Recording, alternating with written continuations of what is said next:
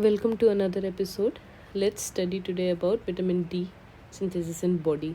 So it is very important, very vital to know the vitamin D ka cycle, how it gets activated. So let's get started without wasting any time.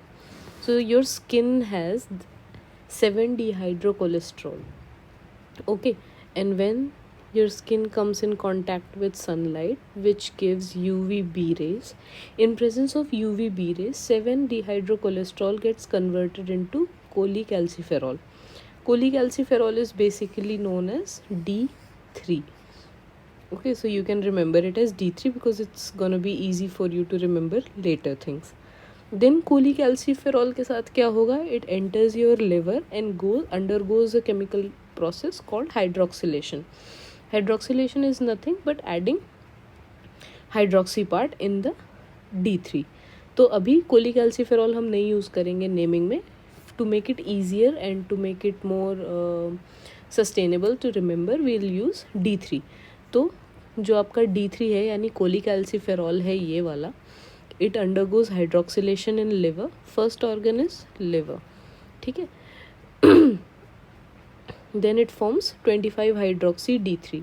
You can also say 25 hydroxy cholecalciferol, but it would get longer. That's why we named it as 25 hydroxy D3. अब second organ play में क्या आएगा? 25 hydroxy D3 अभी भी ये active form में नहीं है. ठीक है.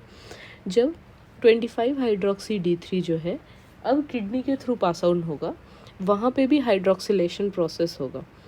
ठीक है. दो हाइड्रोक्सिलेशन हो रहे हैं. Then it will form 1,25 di hydroxy D3 और डाई हाइड्रोक्सी कोलिकैल्सिफेरॉल.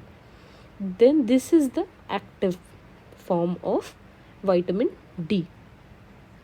दो ऑर्गन्स यूज़ क्या हो रहे हैं ये याद रखना है. एक लिवर को याद रखना है, एक किडनीज को याद रखना है.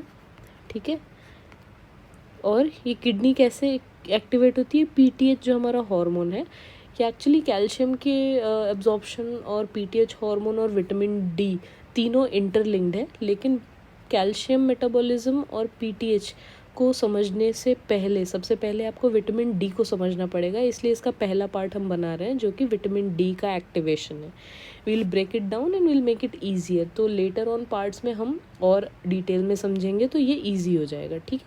So let's revise once again. सब 3 चीज़ें आपको याद रखनी है.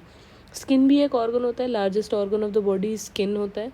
तो आप 3 ऑर्गन इसमें इन्वॉल्व हो रहे हैं. आप ऐसे याद रख सकते हो. ठीक है. पहला स्किन, दूसरा लिवर और तीसरा किडनी. ठीक. Skin, liver, kidney. अब सनलाइट से एक्टिवेट हो प्रोसेस शुरू होता है, ये तो हम सबको पता है. विटामिन डी के लिए सनलाइट में बैठना चाहिए. फिर से रिवाइज करते हैं. सनलाइट पड़ेगी आपकी स्किन पे. स्किन में होता है ऑलरेडी 7-डिहाइड्रोक्सी कोलेस्टेरॉल. ठीक है. Which will get converted into cholecalciferol जिसको हम D3 बोलते हैं. Cholecalciferol will further go into liver and undergo hydroxylation to form 25 hydroxy D3 और कोलिकैल्सिफेरॉल. Further on, it will go into kidney for another process of hydroxylation, and ultimately it will form its active form, which is 1,25 dihydroxy D3, which is the active form. Whereas one thing we need to remember is that kidneys are getting activated by PTH hormone. ठीक है. So I have kept it as easy, as simple as it can be. It cannot be easier than this.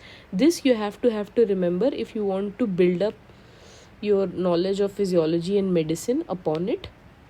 अगर आपको further PTH और calcium के बारे में पढ़ना है तो this you need to remember. So please छोटी सी इन्फॉर्मेशन है, छोटा सा वीडियो है, 1-2 बार देखेंगे. If you didn't understand please watch it a few times and you will remember it accordingly. 3 organ याद रखने हैं आपको. 3 के नाम याद रखने हैं. पहला 7-डिहाइड्रोकोलेस्टेरॉल, फिर D3 बन जाएगा. फिर D3 तो हमें याद ही रहेगा. D3 लिवर में जाके 25 हाइड्रोक्सी D3 बनाएगा. फिर किडनी में जाके 125 हाइड्रोक्सी D3 बनाएगा. It's pretty simple but we often get confused in it. तो just revise it a few more times और it will be good enough to build up your base. Thank you so much for watching.